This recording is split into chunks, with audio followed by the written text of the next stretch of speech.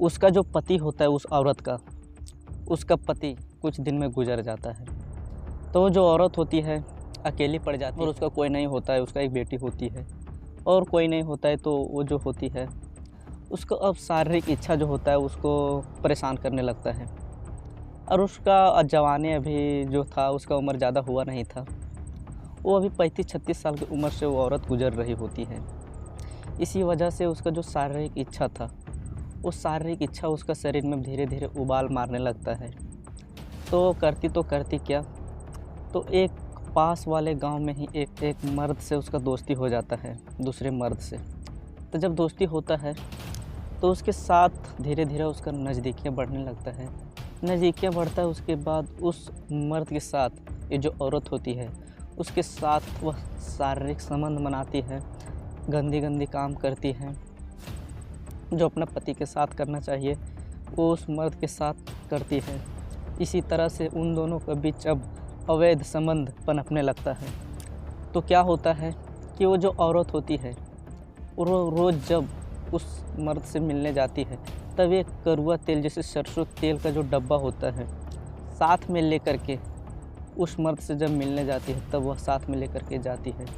और जब संबंध बनाती है तब वह कड़वा तेल वहाँ ले जाते हैं वो औरत। और दोस्तों, ये जो कड़वा तेल होता है, उस औरत क्या करती है क्या नहीं करती है उस सरसों तेल के साथ, तो दोस्तों हम लोग जानेंगे इस कहानी में।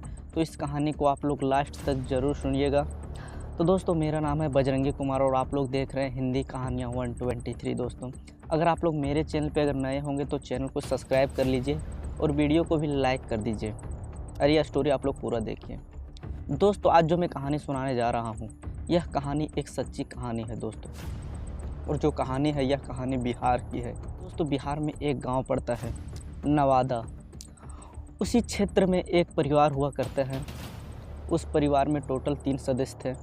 उस तीनों सदस्य में एक माता पिता और उसके एक बेटी होती है।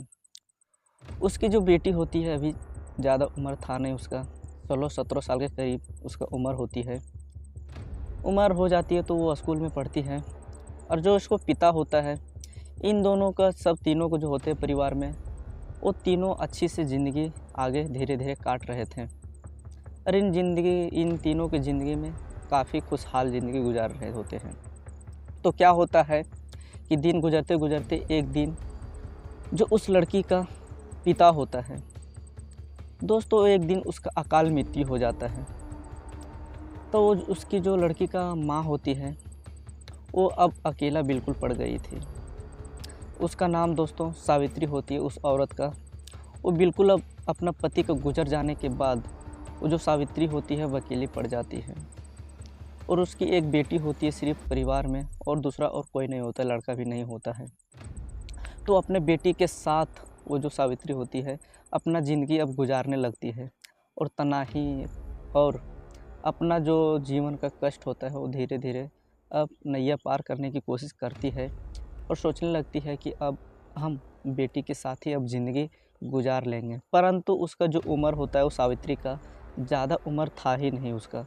अभी वो 35 साल की उम्र के करीब ही पहुंची थी और उसका पति का देहांत हो चुका था। तो उसका जो जवानी का पड़ाव था, जो शारीरिक इच्छा था, वो अभी गया नहीं होता है। तो अब शारीरिक जो इच्छा था वो सावित्री अब बुझाती तो बुझाती कहाँ, जो उसका पति होता है अब इस दुनिया में था ही नहीं।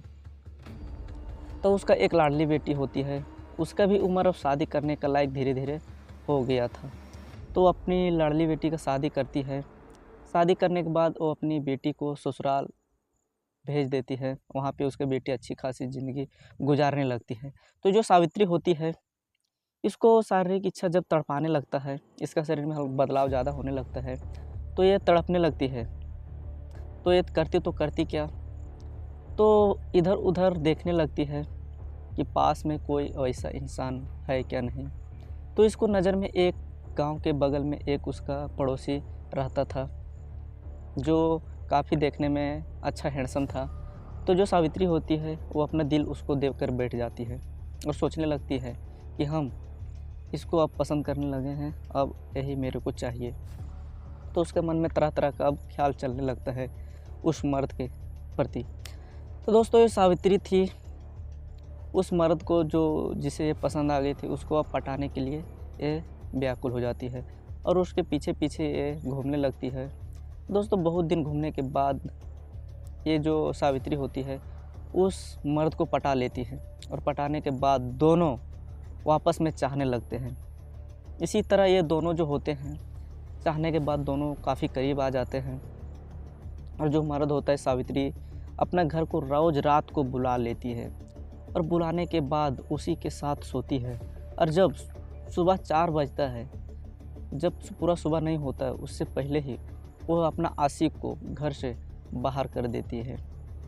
तो क्या होता है, एक दिन उसका जो बेटी होती है वो अपना मायके आने के लिए अपनी माँ से बोलती है कि हम आएंगे आपके यहाँ मायके।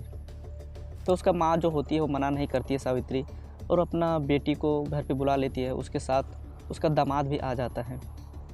तो क्या होता है, वो अब सोचने लगती है कि हमारा दामाद तो अब यहाँ पे आ गया, हमारे बेटी, अब हम अपना आशिक से कैसे मिल पाएंगे और हम उसके साथ अब सोएंगे कैसे। तो इसी तरह से उसके मन में ख्याल चलने लगता है। तो जो सावित्री होती है वो क्या करती है, वो सोचती है कि हम अपना दामाद और बेटी को घर पे ही सुला देंगे और सोने के बाद हम है सो अपना आशिक से बाहर में जा कर के मिलेंगे, जैसे छत पे या कहीं घर से बाहर, ऐसा वो सोचने लगती है। परंतु क्या होता है, ये वो जो घर का साफ़ सफाई जो था वो बेड और सजा उजा देती है, वो जो सावित्री होती है अपनी बेटी और दामाद के लिए। वो सजाने के बाद रात को जैसे ही रात होता है खाना पीना खा करके वो अपना बेटी को और दामाद को बोलती है कि तुम लोग यहीं पे सो जाओ। तो दोस्तों वैसा ही करती है, उसका दामाद और बेटी जा कर के सो जाते हैं। और जो उसका दामाद होता है वो दरवाज़ा बंद नहीं करता है, बोलता है कि खुला ही रहने दो, बहुत गर्मी यहाँ पे हवा आएगा। तो दरवाज़ा उसका खुला ही रहता है। तो क्या होता है, सो जाने के बाद वो जो होती है सावित्री वो अपना आशिक से मिलने के लिए तड़बड़ाई हुई थी। वो सोच रही थी कि हमारा दामाद और बेटी जल्दी से जल्दी सो जाएं कि हम अपना आशिक संग मिल कर के आएँ। तो दोस्तों उसका जो बेटी होती है वो सो जाती है, परंतु जो उसका दामाद होता है वो मोबाइल छेड़ रहा था, इसी वजह से सोया नहीं था। और उसका जो माँ को लग रहा था, उसका सास को, सावित्री को, कि ये हमारा दामाद सो गया हमारी बेटी, परंतु ऐसा नहीं हुआ था। और वो मिलने के लिए अपना आशिक से, जो इससे साथ वो संबंध बनाती थी, उससे मिलने के लिए वो बाहर चली जाती है। तो जाते समय उसका हाथ में एक सरसों तेल का बोतल भी साथ में रहता है। तो जो उसका दामाद होता है वो सोया नहीं था, तो वो देख लेता है कि हमारा जो सास है इसके हाथ में रात को बोतल लेकर के बाहर कहाँ जा रही है।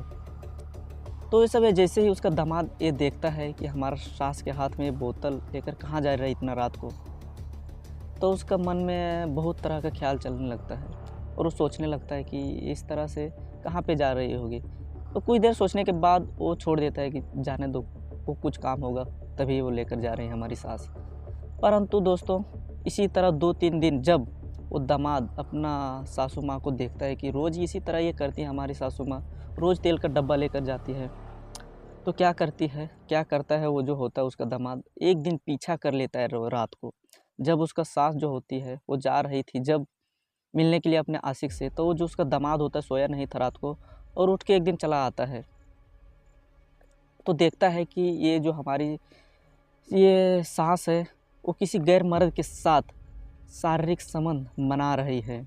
जब ये देखता है उसका दामाद, और वहाँ पे एक सरसों का तेल का डब्बा पड़ा था, ये सब देखने के बाद उसका दामाद का दिमाग घूम जाता है।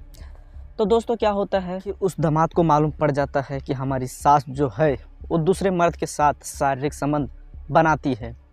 तो दामाद एक दिन क्या करता है, अपना सास को बोलता है कि आप कहाँ पे जाते हैं रोज़ रात को हम लोग को सोने के बाद, हमको मालूम पड़ गया है। तो जो उसका जो सास होती है वो डर जाती है कि आखिर हमारा दामाद को पता चल गया। तो उसका जो सास होती है वो बोलती है कि हाँ हम जाते हैं दूसरा मर्द के साथ शारीरिक संबंध बनाने के लिए, क्योंकि हमको शारीरिक संबंध अभी मनाने का इच्छा बहुत करता है, क्योंकि हमारा उम्र अभी काफ़ी हुआ नहीं है और जो हमारा पति हो वो आधे जवानी में ही चल बसा, इसी वजह से हम दूसरे मर्द के साथ शारीरिक संबंध मना रहे हैं। तो उसका जो दामाद होता है बोलता है अच्छा ठीक है मना रहे हो तो कोई बात नहीं, परंतु आप जो ये रोज़ कड़वा तेल, ये सरसों तेल का डब्बा लेकर जाते हैं, इसका क्या काम है, क्यों लेकर जाते हैं आप? तो उसका सास बोलती है कि ये हम लोग इसलिए लेकर जाते हैं हम कि हम दोनों को संभोग करते समय कोई दिक्कत का सामना करना ना पड़े, इसी वजह से हम दोनों प्राइवेट पार्ट में इसको यूज करते हैं। तो ये सब जैसे ही सुनता है दामाद, तैसे ही वहाँ से अपना ससुराल से अपना पत्नी को लेकर के वहाँ से चला आता है अपना घर, क्योंकि वो सोच चुका था कि हमारे जो सास है वो बहुत ही बिगड़ेली है। तो दोस्तों इस तरह से इस कहानी का अंत हो जाता है। तो दोस्तों इस कहानी का सुनाने का मकसद मेरे को किसी को भावनाओं को ठोस पहुंचाना नहीं था, बल्कि आप लोग को जागरूक करना था। तो दोस्तों हमारी कहानी कैसी लगी आप लोग कमेंट में ज़रूर बताइए। तो दोस्तों जाते जाते हमारे चैनल को भी सब्सक्राइब कर लीजिएगा। दोस्तों मिलते हैं अगले वीडियो में, तब तक के लिए जय हिंद।